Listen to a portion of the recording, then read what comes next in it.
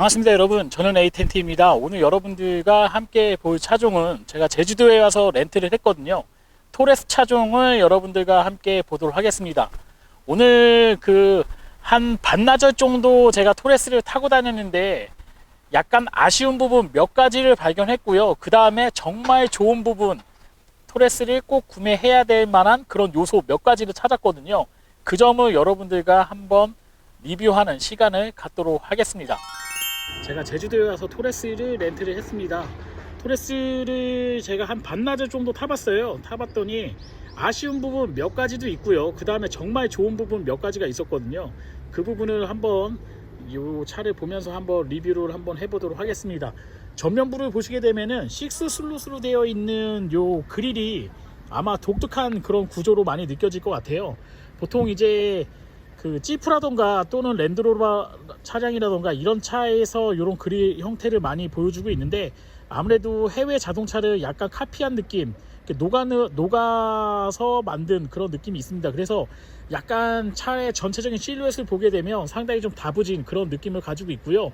어떤 차든 간에 토레스를 구매하시게 되면은 전면부 어떤 색깔을 하셔도 이 앞부분에 이렇게 빨강색으로 보여지는 부분이 포인트가 있을 것 같은데, 이 안에 이제 견인고리 같은 게 장착이 되어 있어요. 견인고리 하는 부분에 포인트 부분으로 빨간색 커버를 해놨기 때문에 좀 독특한 그런 디자인 패턴을 가지고 있다, 이렇게 보시면 될 것 같아요. 야간에도 지금 LED 라이트가 기본으로 장착이 되어 있기 때문에 야간 시야감도 좋고, 그 다음에 방향지시등이나 이런 것도 전체적으로 다 한 번에 켜지는 방식으로 되어 있기 때문에 이런 부분이 좀 독특한 구조인 것 같습니다. 차의 전체적인 재원은 이제 4700mm의 크기를 가지고 있는데, 아무래도 좀 박스형 구조에다가 천장 부분을 이쪽을 보시게 되면 이렇게 좀 위로 더 올라와 있거든요. 이런 부분 때문에 차가 실내 공간도 넓게 되어 있고 차가 전체적으로 상당히 좀 큰 것 같은 느낌이 있습니다. 사실 4700mm라고 얘기하면 국산차하고 비교한다면 QM6라던가 또는 이제 투싼, 스포티지 요런 차하고 비슷한 사이즈를 가지고 있는데, 실제 차를 처음 느꼈을 때, 토레스를 아마 처음 받아보시게 되면은 상당히 큰 느낌을 가지고 있다, 이렇게 보시면 될 것 같아요. 외관은 정말 군더더기가 없습니다. 그냥 전형적인 SUV의 그대로의 형태를 가지고 있고, 차량 자체도 재원에 비해서는 상당히 크게 되어 있기 때문에 아마 큰 차를 선호하는 국내 소비자의 특성상 상당히 유리한 면이 있지 않나 생각이 됩니다. 후면부 디자인은 아무래도 SUV를 전문적으로 만들어 온 쌍용 자동차여서인지는 모르겠지만 토레스라고 하는 이름을 아주 크게 각인을 해놨고요. 이런 부분은 예전에 코란도라던가 이런 차에서 많이 볼 수 있는, 또는 렉스턴에서 볼 수 있는 패턴인데, 약간 아쉬운 부분이 있다 그러면 트렁크 같은 부분이 보통 SUV 차량, 지프형 차량을 기본으로 말씀드린다 그러면 랜드로버 디펜더도 마찬가지고, 전통적인 이런 지프형 차량들은 왼쪽이나 오른쪽에서 열리는 방식으로 되어 있거든요.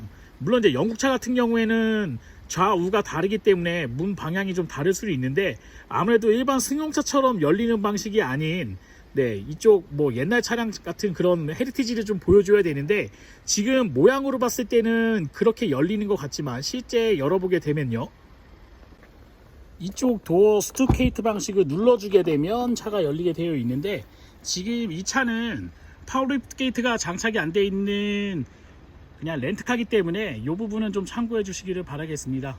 원래 이거 옵션으로 추가하시게 되면은 파워리프트 게이트를 넣으실 수 있거든요. 근데 이 차는 이제 렌트카기 때문에 게이트가 없다는 거 보시면 될 것 같고, 일반 승용차처럼 이렇게 리프트 방식, 위로 올라가는 방식으로 열리기 때문에 사실 약간 그런 쌍용 자동차 가지고 있는 그런 헤리티지를 좀 생각하셨다면 조금 이런 부분에서 좀 실망할 수 있는 부분이 생기지 않나 생각됩니다. 지금 제가 캐리어 하나랑 가방이랑 이렇게 싣고 왔는데, 사실 한 24인치 캐리어로 본다 그래도 상단으로 쌓게 되면 대략 한 5개, 6개 정도는 쌓을 수 있는 구조가 되어 있는 것 같아요. 그래서 다른 경쟁차 대비로 봤을 때는 상당히 넓은 그런 실내 공간을 확보할 수 있기 때문에 상당히 유리하다고 생각이 되고요. 실제적으로 제가 타고 있는 차하고 비교해봐도 트렁크 공간만 놓고 봤을 때는 거의 5m 넘는 차하고 비교해도 손색이 없을 정도로 넓은 실내 공간을 가지고 있습니다. 그래서 최근에 차박이라던가 이런 액티비티를 많이 하고 있기 때문에 실질적으로 이용하시는 분들한테는 상당히 유리한 그런 스페이스 공간을 보여주고 있다, 이게 특징인 것 같습니다. 네, 지금 이제 완전히 접은 상태로 제가 보여드리고 있는데, 보통 SUV들이 2열을 접게 되면 저 헤드레스트 부분 때문에 다시 헤드레스트를 안쪽, 그러니까 시트 쪽으로 좀 집어넣었다가 이렇게 접어야 되는 경우가 있거든요. 근데 지금 보시는 것처럼 제가 지금 요 옆에서 좀 보여드리도록 할게요. 헤드레스트가 이렇게 나와 있는 상태인데도 네, 지금 2열 시트가 완전히 접어질 정도로 나오기 때문에 공간적인 부분, 제가 아마 타서 다리 부분을 재서 보여드리는 것보다 얼마나 넓은 공간을 확보하고 있는지 육안으로 그냥 확인하실 수 있을 정도인 것 같아요. 제가 키가 한 171 정도 되니까요, 제가 들어가서 한번 누워 보겠습니다. 그래서 이 공간이 어느 정도 나오는지 한번 여러분들이 예측해 보시기를 바라겠습니다. 자. 우와.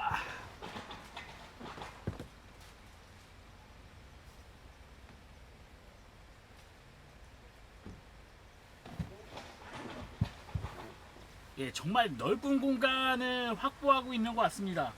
제 차도 5m 조금 넘어가는 차량이긴 한데 요 천장 부분이 약간 이런 마른 목골로 되어 있거든요. 그러다 보니까 이 헤드룸 부분이 상당히 좀 부족하게 느껴지는 경우가 있는데, 이 차 같은 경우에는 완전히 그냥 약간 박스형 구조에 가까운 형태이기 때문에 제가 누웠을 때도 정말 넓은 구조로 가지고 있고요. 이 밑에 매트라던가 이런 거를 좀 깔아서 요 밑에 하단만 좀 보강해 준다 그러면 정말 최근에 유행하는 차박이라던가 이런 액티비티도 충분히 즐길 수 있는 차량이 아닐까 생각됩니다.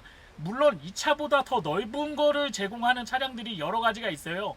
뭐 펠리세이드도 있고 트래버스라던가 여러 뭐 다른 브랜드에서 나오는 차량도 있겠지만, 차 자체의 가격으로 따져본다 그러면 거의 한 70%에서 80% 정도 더 고비용을 지불하셔야지만 이런 액티비티를 이 정도 공간으로 즐길 수 있기 때문에, 실질적으로 3,000만원대에서 3,500만원대 차량 중에서는 가장 실내 공간이 여유가 있는 공간을 아마 느끼실 수 있는 차량이 지금 여러분이 보시고 있는 쌍용 토레스가 아닐까 생각이 듭니다. 네, 실내 공간도 상당히 좀 넓고요. 일단은 바닥의 방석 부분이 넓게 되어 있는 부분이 있기 때문에 상당히 좀 편하지 않겠나 생각이 됩니다. 제가 안에 한번 들어가서 한번 보도록 할게요. 앞좌석을 정말 넓은 정도로 뒤로 많이 빼놓은 거거든요. 그래도 주먹이 하나 반 정도 들어갈 정도가 되기 때문에 사실 2차급에서는 상당히 좀 넓은 그런 실내 공간을 확보하고 있다, 이렇게 생각이 됩니다. 가장 좋은 거는 헤드룸 부분인 것 같아요. 헤드룸이 정말 말도 안 되게 높게 되어 있어요. 지금 썬루프가 없긴 하지만 정말 높게 되어 있어 가지고 뭐 키가 170, 180 정도 되시는 분들도 충분하게 타셔도 네, 이 안에 실내 공간만큼에서는 여유가 좀 있지 않겠나 생각이 되고요.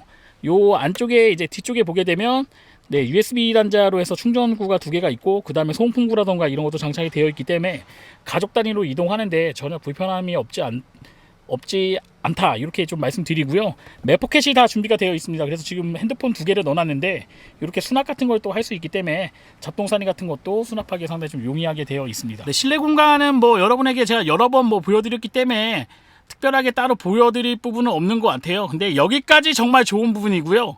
네, 요 이후부터는 제가 조금 뭐 쌍용 자동차 타시는 분들한테는 미안할 수도 있고, 그 다음에 현실적으로 제가 타봤을 때 좀 불편하게 느꼈던 점 몇 가지만 설명을 좀 드릴 거기 때문에 요 영상을 좀 보기 싫으신 분들은 스킵하셔서 지금 넘어가시면 더 좋은 선택이 되지 않을까 생각됩니다. 정말 요 부분까지는 너무 좋았습니다. 정말 애들하고 이 차를 제주도에서 렌트를 했을 때 정말 넓은 실내 공간 때문에 마음에 상당히 들었는데, 저는 이제 운전을 하잖아요. 운전자 입장에서는 다소 불편한 감, 쌍용 자동차 정말 이런 점은 개선해야 될 점 몇 가지 찾아냈기 때문에 그 점을 또 설명을 드리도록 할게요. 네, 이제 운전자 입장에서 좀 설명을 드린다 그러면 시야감이라던가 이런 건 상당히 좋아요. 제가 봤을 때는 이런 시야감이라던가 뒤에 시야감은 SUV 타입이기 때문에 상당히 좋기는 좋은데, 불편하다고 느끼는 점 몇 가지를 제가 좀 발견을 했어요. 일단 스티어링 휠 부분, 핸들 부분을 제가 말씀을 안 드릴 수가 없는데 보통 이게 좀 잘못된 거 아닌가 좀 생각이 됩니다. 여기 지금 엠보 방식으로 되어 있는 게 이쪽 12시 방향에 지금 엠보가 되어 있거든요. 지금 보이시나요? 이 엠보 방식으로 되어 있는 게 12시 방향에 엠보가 되어 있는데, 아마 쌍용 자동차 운전하시는 분들이 스포츠형 차들을 많이 안 타보신 것 같은 생각이 좀 들어요. 왜냐면 보통 엠보는 이쪽 라인 쪽에 엠보가 많이 들어가게 되어 있고요.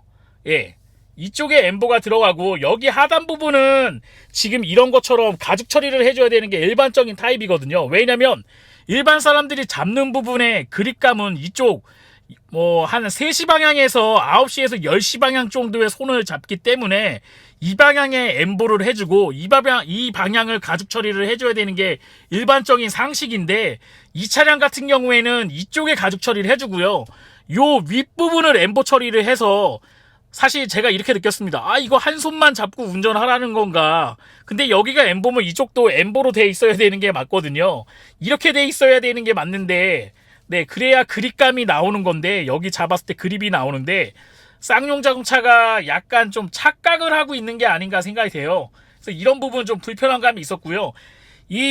제가 스티어링 휠이 좀 얇다는 게 불편하다는 걸 전혀 못 느꼈거든요. 근데 유일하게 이 차를 타면서 계속 이 차의 핸들을 잡고 있으니까 손 아구가 아플 정도로 약간 불편함을 많이 느꼈거든요. 왜 그런지는 모르겠습니다. 제가 다른 차량을 타봤을 때 전혀 느끼지 못하는 그런 부분이었는데 아마 이 스티어링 휠 핸들 부분의 형상 때문에 그런 건지는 모르겠는데 약간 불편한 감을 좀 많이 느꼈어요. 그래서 제가 장거리 운전할 때 핸들을 좀 오래 잡고 있으면 좀 불편하게 느끼는 그런 요소가 좀 있었습니다. 그리고 가장 불편했던 거는 내비게이션이 아닌가 생각이 돼요. 내비가 정말 말도 안 되게 후집니다. 물론 예전에 말도 안 되는 내비하고 비교한다 그러면 많이 좋아졌다고 생각이 되지만 지금 티맵이라던가 앱 방식으로 사용하는 그런 내비하고 카카오 내비라던가 이런 거하고 비교했을 때는 다소 좀 떨어짐이 있는 그런 내비고요. 이게 정전시 터치 방식이 맞는지 모르겠어요. 움직이는 거 봤을 때는 그런 방식이긴 한데 지금 보시는 것처럼 잘 넘어가지는 않아요. 물론 잘 움직일 수는 있는데 생각보다 오류나는 경우가 있어서 그런지 모르겠는데 잘 안 넘어갑니다. 그래서 이게 이런 부분, 그러니까 버튼을 또 하나 눌렀을 때도 들어갈 때 시간차가 좀 있어요. 네, 시간차가 좀 발생을 하기 때문에 잘 안 넘어가는 감이 있고요. 좀 불편하게 느껴지는 감이 있어요. 이런 부분은요. 네. 눌러보시면 약간 한 0.5초, 1초 정도의 시간차가 가지고 있거든요. 최근에 이런 자동차가 있나 모르겠어요. 경차도 디스플레이가 다 장착되어 있는 시대에 우리가 살고 있는데 이렇게 느리게 움직이진 않거든요. 근데 정말 말도 안 되게 느리다는 거를 느끼게 되고요. 사운드는 물론 스피커도 명판이 없는 스피커예요. 그냥 OEM 스피커로 장착이 되어 있는데 볼륨이 상당히 좀 작습니다. 가장 높게 올릴 수 있는 볼륨의 양이 30까지 올라가는데 보통 앰프가 달려있는 차량 대비로 봤을 때 31까지 올라가네요. 앰프가 달려있는 그런 프리미엄 오디오하고 비교했을 때 프리미엄 오디오가 낼 수 있는 음량이 한 30이 맥스라고 친다 그러면 한 12에서 13 정도의 볼륨만 올렸어도 이 차는 거의 30일까지 올라간 것 같은 그런 느낌이 있기 때문에 스피커는 정말 기대 이하다 이렇게 보시면 될 것 같아요. 이 부분을 만약 내가 음악을 좋아하는 사람인데 이 차를 음악 때문에 구매하신다. 토레스는 절대 음악 때문에 구매하는 차에서는 배제하셔야 되는 그런 차량이 아닐까 생각합니다. 자, 토레스 제가 영상 이게 런칭할 때 봤을 때 하고 실제 타봤을 때 하고는 상당히 좀 많은 차이가 있다는 걸 느꼈습니다. 물론 가격이 3천만 원대부터 시작하고 3,500만 원대부터 판매하는 차량, 그 정도까지 해서 판매하는 차량이기 때문에 가성비 대비로 좋다 나쁘다 따지는 것도 참 의미가 없다고 생각을 해요. 하지만 자동차라는 게 뭔가 스탠다드한 게 있다고 저는 생각을 하거든요. 현대자동차도 예전에 10년 전만 하더라도 정말 수입차하고 비교하면 말도 안 되는 옵션들을 많이 장착을 했었는데 지금 해외 나가서 만약 국산차를 구매한다 그래도 어느 정도 스탠다드화 돼 있는 정형화되어 있는 그런 옵션들을 많이 보실 수 있거든요. 쌍용차가 물론 국내에서 판매되고 있는 차량이긴 하지만 해외 수출하고 향후에 더 좋은 결과를 얻기 위해서는 이런 부분을 빨리빨리 개선해서 해야 되지 않겠나 생각됩니다. 저는 2016년도에 나오기 시작한 안드로이드 오토나 애플 카플레이가 지금 진짜 2016년, 17년도 차에 보시게 되면은 액정이 있는 차는 다 장착이 되어 있거든요. 근데 지금 2022년도에 나온 차량에 안드로이드 오토하고 애플 카플레이가 지원을 안 되는 거를 보고서 좀 깜짝 놀라는 감이 있었습니다. 아마 최근에 경차에서도 다 지원되는 프로그램인데 쌍용 자동차는 하루빨리 이런 점을 개선을 해서 더 좋은 프로그램으로 쌍용을 좋아하는 고객분들한테 이렇게 좀 어프로치를 하면 어떨까 하는 생각을 가지면서 제가 이 영상을 마치도록 하겠습니다. 저는 에이텐트였고요. 좋아요와 구독 신청은 제가 좋은 영상을 찍는 데 큰 도움이 됩니다. 여러분 고맙습니다.